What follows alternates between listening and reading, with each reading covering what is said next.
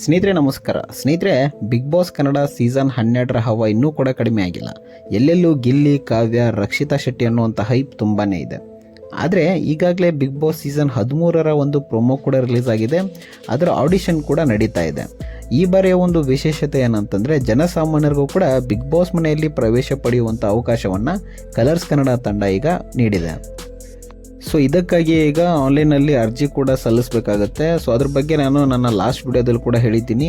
ಒಂದು 3 ನಿಮಿಷದ ಒಂದು ವಿಡಿಯೋವನ್ನು ನೀವು ಅಪ್ಲೋಡ್ ಮಾಡಬೇಕಾಗತ್ತೆ. 50 MB ಅಷ್ಟು ಸೈಜ್ ಇರಬೇಕಾಗತ್ತೆ. ಸೊ ಈ ರೀತಿಯ ಒಂದು ವಿಡಿಯೋವನ್ನು ಅಪ್ಲೋಡ್ ಮಾಡಿದರೆ ಅದನ್ನು ಬಿಗ್ ಬಾಸ್ ತಂಡ ಪರಿಶೀಲಿಸಿ, ಸೊ ಯಾರು ಅವರಿಗೆ ಬೇಕಾದಂಥ ಕ್ಯಾರೆಕ್ಟರ್ ಆಗಿರ್ಬೋದು ಅಥವಾ ಪರ್ಸನಾಲಿಟಿ ಹುಡುಕ್ತಾ ಇದ್ದಾರೋ ಅವರು ಈ ಒಂದು ಬಿಗ್ ಬಾಸ್ ಮನೆ ಒಳಗಡೆ ಹೋಗ್ಬೋದು ಅಂತಲೇ ಹೇಳ್ಬೋದು. ಇನ್ನು ಈ ಬಾರಿ ಅಂದರೆ ಸೀಸನ್ 13ರಲ್ಲಿ ಯಾರು ಪ್ರವೇಶ ಪಡಿತಾರೆ ಅನ್ನುವಂತಹ ಸಂಭಾವ್ಯ ಪಟ್ಟಿ, ಅಂದರೆ ಅಪ್ರಾಕ್ಸಿಮೇಟ್ ಆದಂತಹ ಒಂದು ಲಿಸ್ಟ್ ಈಗ ಸೋಷಿಯಲ್ ಮೀಡಿಯಾದಲ್ಲಿ ತುಂಬಾ ವೈರಲ್ ಆಗ್ತಿದೆ. ಇನ್ನು ಯಾರ್ಯಾರು ಈ ಒಂದು ಸೀಸನ್ 13ರಲ್ಲಿ ಪ್ರವೇಶ ಪಡಿತಾರೆ ಅನ್ನೋದನ್ನು ನೋಡೋಣ. ಸ್ನೇಹಿತರೆ, ಮೊದಲನೇದಾಗಿ ಸುಷ್ಮಾ ಕೆ ರಾವ್. ಇವರನ್ನು ನೀವು ಹಲವಾರು ಧಾರಾವಾಹಿಗಳಲ್ಲಿ ನೋಡಿರ್ಬೋದು, ಹಾಗೂ ಲಾಸ್ಟ್ ಬಿಗ್ ಬಾಸ್ನಲ್ಲೂ ಕೂಡ ಇವರು ಅತಿಥಿಯಾಗಿ ಆಗಮಿಸಿದರು. ಸೊ ಇವರು ಕೂಡ ಮೊದಲನೇದಾಗಿ ಈ ಒಂದು ಬಿಗ್ ಬಾಸಲ್ಲಿ ಎಂಟ್ರಿ ಕೊಡುವಂಥ ಸಾಧ್ಯತೆಗಳು ತುಂಬ ಇದೆ. ಪ್ರಸ್ತುತವಾಗಿ ಕ್ವಾಟ್ಲೆ ಕಿಚನ್ ಎನ್ನುವಂಥ ಕಾರ್ಯಕ್ರಮದಲ್ಲಿ ಆ್ಯಂಕರ್ ಆಗಿ ಕೂಡ ಇವರನ್ನು ನೀವು ನೋಡ್ಬೋದಾಗಿದೆ. ಇನ್ನು ಎರಡನೇದಾಗಿ ರಿತ್ವಿಕ್ ಕೃಪಾಕರ್.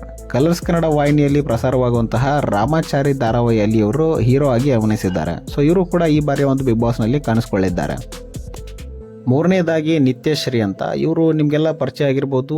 ಒಂದು ಸೋಷಿಯಲ್ ಮೀಡಿಯಾದಲ್ಲಿ ತುಂಬಾ ಟ್ರಾಲ್ ಆದಂತಹ ಹುಡುಗಿ ಅಂತಲೇ ಹೇಳ್ಬೋದು. ಹೂವಿನ ಬಾಣದಂತೆ ಎನ್ನುವಂಥ ಹಾಡನ್ನು ಅವರ ಒಂದು ರೀತಿಯಲ್ಲಿ ಹಾಡಿ ತುಂಬಾ ವೈರಲ್ ಪಡೆದಂಥ ವಿಡಿಯೋ ಆಗಿತ್ತು. ಸೊ ಇವರು ಕೂಡ ಈ ಒಂದು ಬಿಗ್ ಬಾಸ್ನಲ್ಲಿ ಬರುವಂಥ ಚಾನ್ಸಸ್ಗಳು ತುಂಬ ಇದೆ.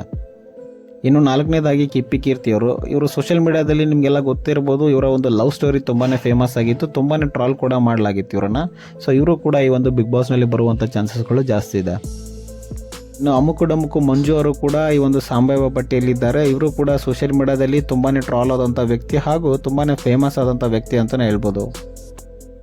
ಇನ್ನು ರಾಘವೇಂದ್ರ ಅವರು. ಇವರು ಕೂಡ ನಿಮಗೆಲ್ಲ ಗೊತ್ತೇ ಇರ್ತಾರೆ. ಮಜಾ ಭಾರತ, ಮಜಾ ಟಾಕೀಸ್, ಗಿಚ್ಗಿಲಿ ಅಂಥ ಶೋಗಳಲ್ಲಿ ಒಂದು ನಟನೆಯನ್ನು ಮಾಡಿರ್ತಾರೆ. ಸೊ ಇವರು ಹೆಚ್ಚಾಗಿ ಹೆಂಡತಿ ಅಥವಾ ಹುಡುಗಿಯ ಪಾತ್ರಗಳಲ್ಲಿ ಅಭಿನಯಿಸ್ತಾರೆ. ಇವರು ಕೂಡ ತುಂಬಾ ಫೇಮಸ್ ಆಗಿದ್ದಾರೆ. ಸೊ ಇವರು ಕೂಡ ಬಿಗ್ ಬಾಸ್ ಮನೆಯಲ್ಲಿ ಪ್ರವೇಶ ಪಡೆಯುವಂತಹ ತುಂಬ ಚಾನ್ಸಸ್ಗಳು ಇವೆ. ಇನ್ನು ರಗಡ್ ರಶ್ಮಿ ಅಂತ. ಇವರು ಕೂಡ ಹಳ್ಳಿ ಪವರ್ ಎನ್ನುವಂಥ ಶೋನಲ್ಲಿ ಸ್ಪರ್ಧಿಸಿದರು. ಸೊ ಇವ್ರ ಹೆಸರು ಕೂಡ ಈ ಒಂದು ಸಂಭಾವ್ಯ ಪಟ್ಟಿಯಲ್ಲಿದೆ ಅಂತಲೇ ಹೇಳ್ಬೋದು. ಇನ್ನು ಸಮೀಕ್ಷಾ ಅವರು. ಈ ಹಿಂದೆ ಸುಬ್ಲಕ್ಷ್ಮಿ ಸಂಸಾರ ಸೀರಿಯಲ್ನಲ್ಲಿ ನೆಗೆಟಿವ್ ಪಾತ್ರದಲ್ಲಿ ಇವರನ್ನು ನೋಡಿರ್ಬೋದು. ಅದರ ಜೊತೆಗೆ ಈ ಒಂದು ಕ್ವಾಟ್ಲೆ ಕಿಚನ್ ಎನ್ನುವಂಥ ಶೋನಲ್ಲೂ ಕೂಡ ಇವರನ್ನು ನೋಡಿರ್ತೀರ. ಸೊ ಇವರು ಕೂಡ ಈ ಒಂದು ಕ್ವಾಟ್ಲೆ ಕಿಚನ್ ಮುಗಿದ ನಂತರ ಈ ಒಂದು ಬಿಗ್ ಬಾಸ್ಗೆ ಎಂಟ್ರಿ ಕೊಡುವಂಥ ಸಾಧ್ಯತೆಗಳು ತುಂಬಾ ಇವೆ.